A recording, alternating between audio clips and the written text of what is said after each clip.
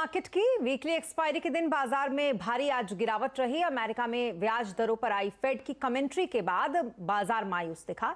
Sensex 889 point गिरकर 61,799 पर बंद हुआ, तो वहीं निफ्टी 245 पॉइंट गिरकर 18,415 पर बंद हुआ। आज आईटी और मेटल शेयरों में सबसे ज्यादा गिरावट रही। मार्केट का हाल समझते हैं सुमित से।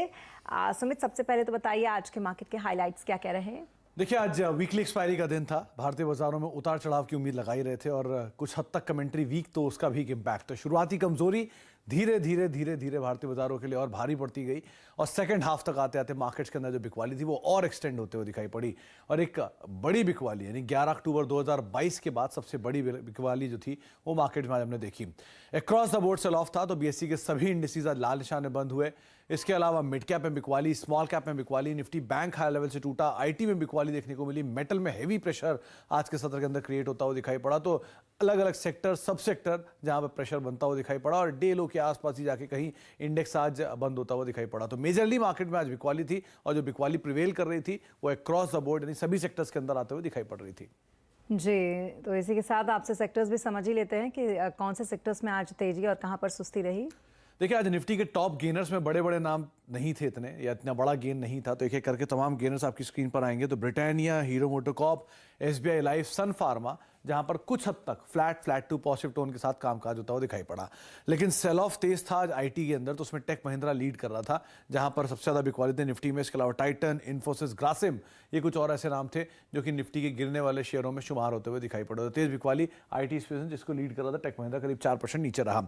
मिड कैप में लीड कर रहा था लिंडे इंडिया, इसके अलावा हिंदुस्तान पेट्रोलियम, गुजरात गैस, ये कुछ ऐसे नाम जहां पर खरीदारी और करीब 1.5% के आसपास की बढ़त देखने को मिली थी यस बैंक के अंदर भी।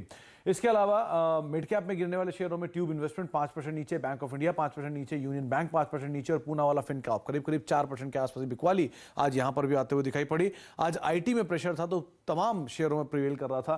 टेक महिंद्रा 4% नीचे, कोफोर्स 3% नीचे, एल&टी, इन्फोटेक माइंट्री करीब 2.5% नीचे और इन्फोसिस रफली 2.5% के आसपास की बिकवाली यहां पर भी आते हुए दिखाई पड़ी। तो आज प्रेशर का दिन था, लेकिन एक्सपायरी भी है तो कुछ भी कहना मुश्किल होता था। कल माइट एक पुल बैक आता हुआ दिखाई पड़े। जी, बहुत शुक्रिया तमाम मार्केट अपडेट के लिए आपका सुमित। तो ये तो रहा आज मार्केट का हाल और सीएनबीसी आवाज के मैनेजिंग एडिटर अनंत सिंघल ने क्रेडिट स्विस इंडिया के एमडी और India equity strategist Neelkanth Mishra से एक्सक्लूसिव बातचीत की है। उन्होंने कहा कि भारतीय बाजार आउट परफॉर्म कर रहे हैं, सरकारी बैंकों पर नजर बनी रहेगी।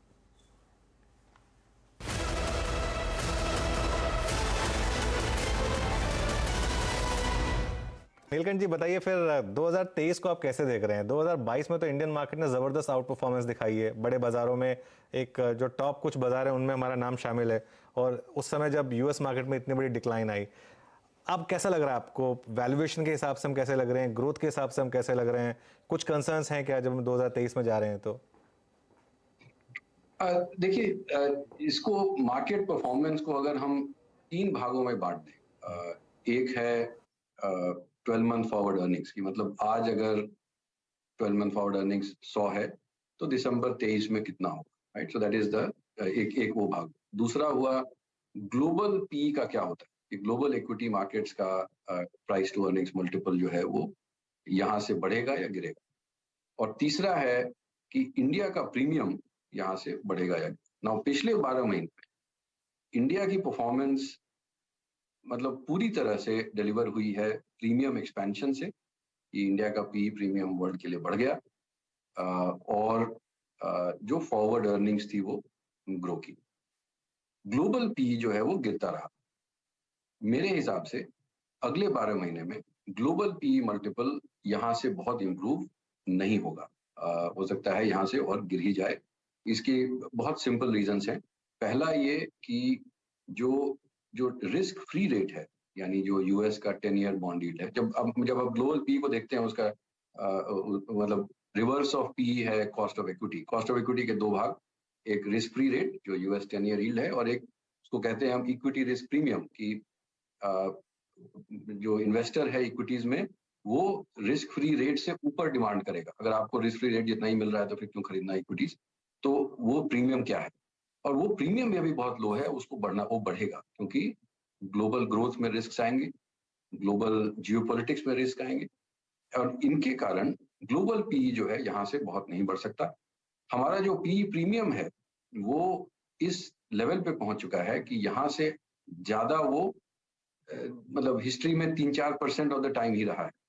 नाउ कुछ लोग कहते हैं कि ये और एक्सपैंड कर सकते हैं। देखिए, कुछ भी असंभव तो नहीं है, लेकिन हम मार्केट्स में प्रोबेबिलिटी पे बेट करते हैं, और कोई चीज जो हिस्ट्री में बहुत कम हुई है उस पे बेट करना एक बहुत प्रूडेंट इन्वेस्टमेंट स्ट्रेटजी नहीं है।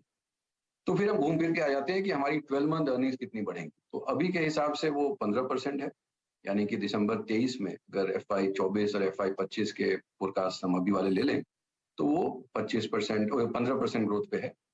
वो थोड़ा कट्स होंगे, उसमें हो सकता है कि वो 12 से 13, 12-14% हो जाए, बट ये इफेक्टिवली मार्केट का सीलिंग रिटर्न है। तो जो टाइम करेक्शन हम देखते आए हैं सितंबर 21 से लेके अभी तक, वो हो सकता है अभी 9-12 महीने और चले। अच्छा, अब वो फोन करके नहीं बोल रहे कि अब और कितना पुश करोगे, अब इतनी बड़ी रैली तो ऑलरेडी आ चुकी है। खासतौर से पीएसयू बैंकों में नीलकंठ जी, इतनी बड़ी रैली पीएसयू बैंकों में। मैं देख रहा था पीएसयू बैंक इंडेक्स पिछले एक महीने में करीब 20% भाग गया, साल में तो करीब 80% भाग गया। लेकिन अभी भी आपको लग रहा है कि पीएसयूज में जगह है?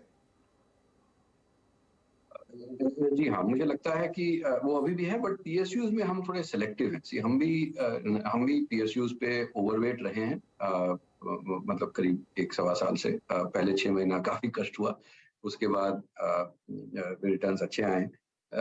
लेकिन मेरे हिसाब से उसमें भी हम टॉप 3-4 जहाँ पे एटलीस्ट या तो अभी ही ऑलरेडी आरओए आरओई अच्छे हो गए हैं, आरओई जो है वो कॉस्ट ऑफ कैपिटल के ऊपर है, मतलब एटलीस्ट डबल डिजिट के आसपास है, या हो जाएगी। तो उन्हीं बैंक्स पे हम फोकस कर रहे हैं, क्योंकि अभी हर पीएसयू बैंक में जहाँ पे भी कि बेस्ट केस में भी आरओई जो है वो 8-9% भी नहीं होती है, वो मतलब इफेक्टिवली आप वेल्थ उसमें अक्रू नहीं कर रहे हो। आप एक 6 महीने 1 साल बाद आके आपको फंड रेजिंग की जरूरत पड़ेगी, आपका डाइल्यूशन होगा। वो डाइल्यूशन में अगर आपने more than one time book पे नहीं किया तो और डाइल्यूशन होगा। में तो बहुत सारी मुश्किलें आ सकती हैं, और अभी तो मोमेंटम है तो सब कुछ अच्छा लग रहा है, बट मेरे हिसाब से पीएसयू बैंक्स में भी जो टॉप 3-4 हमें लगते हैं जो अच्छे हैं, उन पे हम ओवरवेट हैं, और अभी भी रहेंगे। और सीबीएसई ने 10वीं और 12वीं के पेपर में बड़े बदलाव